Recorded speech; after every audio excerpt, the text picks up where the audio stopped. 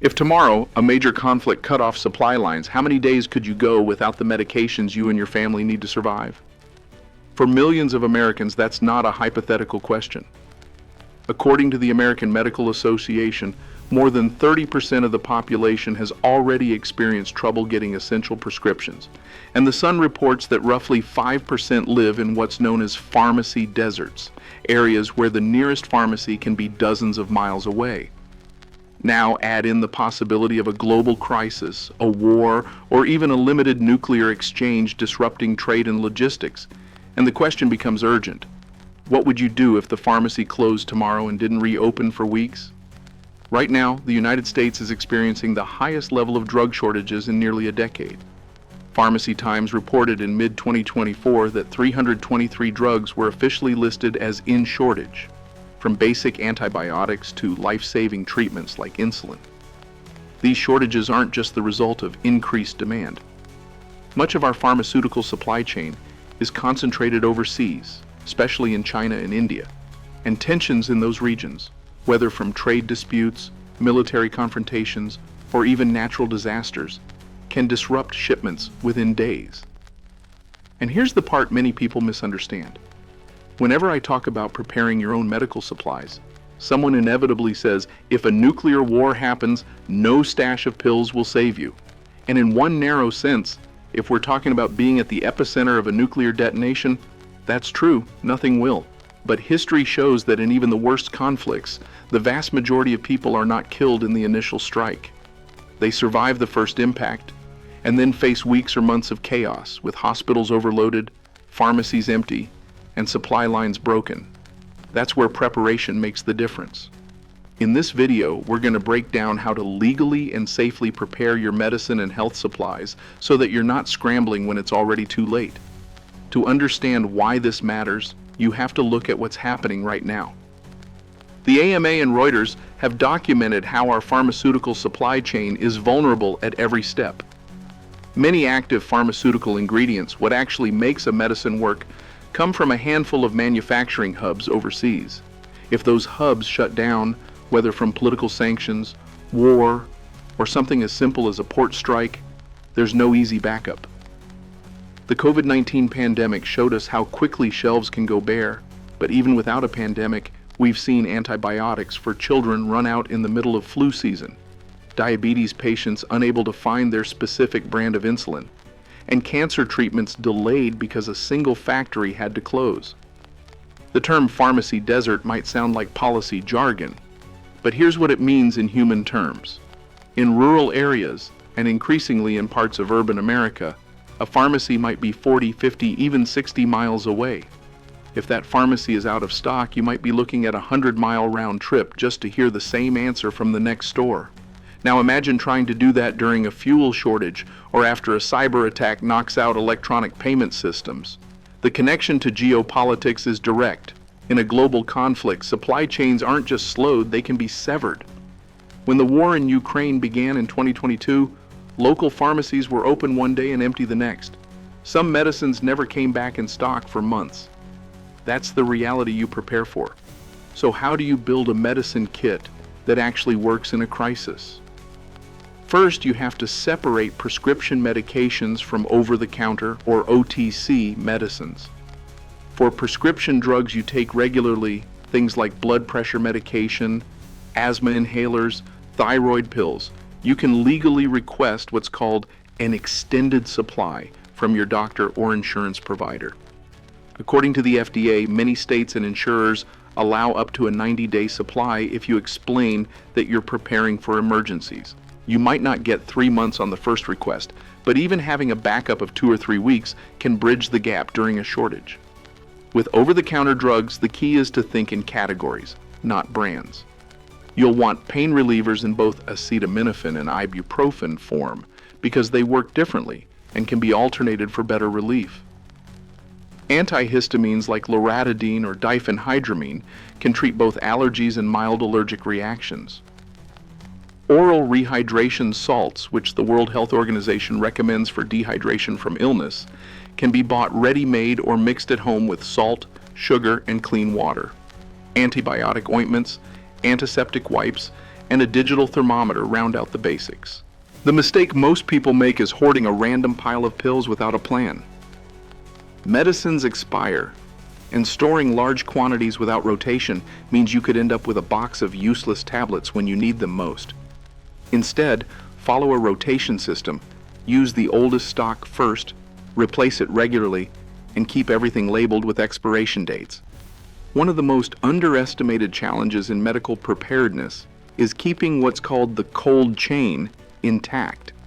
The cold chain is the temperature-controlled supply line that keeps certain medications viable from the moment they leave the factory until they're in your hands. Break that chain, and the drug can lose potency or become completely useless. This isn't just a problem for rare treatments. Millions of Americans depend on cold chain medications every single day.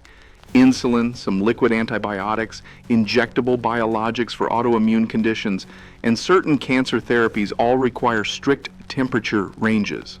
For example, according to the Centers for Disease Control and Prevention, most types of insulin need to be stored between 36 and 46 degrees Fahrenheit. Once removed from refrigeration, they can remain stable at room temperature for up to 28 days. But beyond that, the chemical structure begins to degrade, reducing their effectiveness.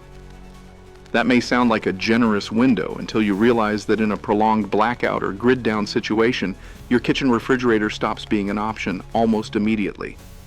Food safety guidelines tell us that a closed fridge keeps a safe temperature for about 4 hours without power. After that, the internal temperature rises quickly, and the same applies to your medication. This is why serious medical prepping means thinking beyond the kitchen fridge. Portable battery-powered mini refrigerators, many designed for RVs or travel, have become far more affordable and efficient in recent years. A reliable unit paired with a small solar generator can keep insulin cold for weeks, even in summer conditions. Some models draw as little as 40 watts, meaning a modest solar panel kit could keep them running indefinitely in good weather. For shorter-term emergencies, say a 48-hour outage, gel packs and insulated coolers can buy you time. But here's the catch. You need a plan to refreeze those packs. Without a backup freezer source, they're only a one-time solution. This is where creative redundancy matters. Some preppers keep a small secondary freezer in their garage connected to a dedicated battery backup, ensuring a frozen supply of gel packs or ice bricks that can be rotated into use as needed. The stakes couldn't be clearer. During Texas's winter storm in February 2021, when the state's power grid collapsed, thousands of patients lost access to temperature-controlled storage within hours. Pharmacies scrambled to give away insulin before it spoiled, but many doses were still lost, forcing patients into dangerous rationing or ER visits. Now imagine that same scenario playing out during a national crisis, when replacement stock might not exist for weeks or months. There would be no emergency delivery trucks coming in from unaffected states because every state would be affected. And here's where the geopolitical connection becomes impossible to ignore. Over 80% of the world's active pharmaceutical ingredients are produced overseas. If global trade is disrupted, whether by war, sanctions, or blockades, your last good vial might be the one already in your refrigerator. If you or someone in your family depends on a refrigerated medication, this isn't an optional part of your plan. It's the difference between life and death. Your cold chain strategy should be as essential as your food storage or water supply plan. And here's a final reality check. While you might think you have time to figure it out later, the people who rode out that Texas blackout without losing their medicine were the ones who had already set up backup systems before the crisis hit. When we talk about medical preparedness, it's easy to focus entirely on prescription bottles and pill organizers. But in a real crisis, survival often comes down to your ability to handle the unexpected medical problems that don't fit neatly into a pharmacy bag. Cuts, burns, broken bones, high fevers. These are the kinds of situations that can escalate from minor to life-threatening in hours if you can't get professional help. And in a large-scale emergency, whether caused by war, a natural disaster, or an infrastructure collapse, hospitals may be inaccessible for days or even weeks. That's why every household needs a first aid capability, not just a first aid kit. The American Red Cross has clear guidelines on what should be in that kit. sterile gauze pads to control bleeding and protect wounds, adhesive bandages in multiple sizes for smaller injuries, antiseptic solution to prevent infection, tweezers for removing debris, medical scissors for cutting tape or clothing, a reliable thermometer, and a manual blood pressure cuff. These aren't luxury items. They're the bare minimum for self-reliance in a medical emergency. For families with specific health conditions, the list expands. If you have a diabetic in the home, a glucometer is non-negotiable. If you care for someone with chronic respiratory issues or live in an area with high wildfire smoke risk, a pulse oximeter can help you monitor oxygen levels and decide when more serious intervention is needed. And for anyone managing ongoing treatment at home, you should have any specialty equipment, like nebulizers or wound care supplies, ready and in working order. The key here is capability, not just inventory. Having the right gear in a closet won't save anyone unless you know how to use it. During the early weeks of the war in Ukraine, many civilians found themselves treating injuries at home because hospitals were overwhelmed or unsafe to reach. Some of those people saved lives because they had taken a basic first aid course. Others lost loved ones because they didn't know how to stop a severe bleed. FEMA and the Red Cross both offer free or low-cost first aid and CPR training, and in many areas you can take them online or in short local workshops. These courses cover everything from recognizing the signs of a stroke or heart attack to properly applying a tourniquet, skills that work in everyday accidents just as much as they do in disaster scenarios. Think of it this way. In a crisis, every minute you can stabilize someone at home reduces the load on emergency services and increases their chance of survival. And here's an often overlooked point. Good medical preparedness also includes maintaining your own health before a crisis. Staying current with vaccinations, managing chronic conditions, and knowing your baseline vitals means you'll be better equipped to spot when something's wrong. In wartime or disaster zones, it's often the combination of injury and untreated illness that becomes deadly.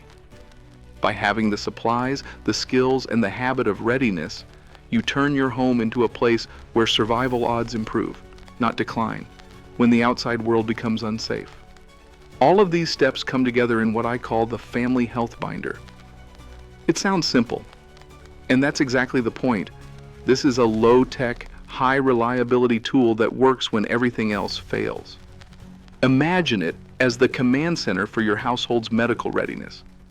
Inside, you should have a clear, up-to-date list of every medication in your home, including the exact name, the dosage, the prescribing doctor, the pharmacy contact, and any relevant medical history such as allergies or past surgeries. If a family member is unconscious or you're communicating with a medic who has never treated them before, this one sheet of paper can save critical minutes and prevent deadly mistakes. Alongside that list include photocopies of all prescriptions, your health insurance cards, and a printed list of emergency contacts, not just friends and family, but also doctors, specialists, and local clinics. Why printed? Because in a grid-down scenario, your phone battery might be dead, your contacts list inaccessible, and your cell signal gone. Paper still works when satellites don't. Storage is just as important as information. Keep your medicines in a cool, dry place, away from direct sunlight and out of reach of children. And here's a key point many overlook. Make sure at least one other responsible adult in your household knows exactly where your supplies are, how they're organized, and how to use them. In a real emergency, you might be the one who's injured or incapacitated. Your plan fails if you're the only person who can execute it. Integrate your health binder into your wider crisis readiness. If you have a bug-out bag, your grab-and-go kit for evacuation, there should be a smaller version of the binder inside it, or at least copies of the essentials. If your family has an emergency communication plan, make sure it notes who is responsible for grabbing the binder if you need to leave home fast. The same applies to evacuation routes. Your medical readiness should travel with you, whether you're heading to a relative's house, a designated shelter, or an improvised safe zone. To make this real, picture the following scenario. It's 2 a.m. and an evacuation order comes over the emergency alert system. You have 5 minutes to leave. In the chaos, you throw clothes in a bag, grab some food, and head out. only to realize halfway down the road that you left your child's inhaler on the kitchen counter and you have no idea when you'll be able to get a replacement. That's the moment you understand the value of a prepared portable medical file. When you've built your binder and trained your household on where it is and how to use it, you eliminate that panic and replace it with action. You don't waste mental bandwidth trying to remember which pharmacy has your last refill or what dosage your spouse takes. You already have it in hand. In a crisis, that's the difference between reacting and surviving. The bottom line is this: emergencies don't announce themselves. The pharmacy can be open today and empty tomorrow. Wars, pandemics, cyber attacks, they all have one thing in common. They disrupt the systems we rely on, and they do it fast. And while the image of a nuclear blast tends to dominate people's fears, the reality is that most of us are far more likely to face the aftermath: shortages, blackouts, and a medical system stretched past its breaking point. In those moments, having the right medicine and supplies isn't paranoia, it's survival. So here's my question for you. If supply lines were cut off tonight, what's the one medication you couldn't live without? Let me know in the comments, because your answer might help someone else realize what they need to prepare for. And if you found this video useful, subscribe and share it with the people you care about. The more we prepare now, the better our chances when the unexpected happens.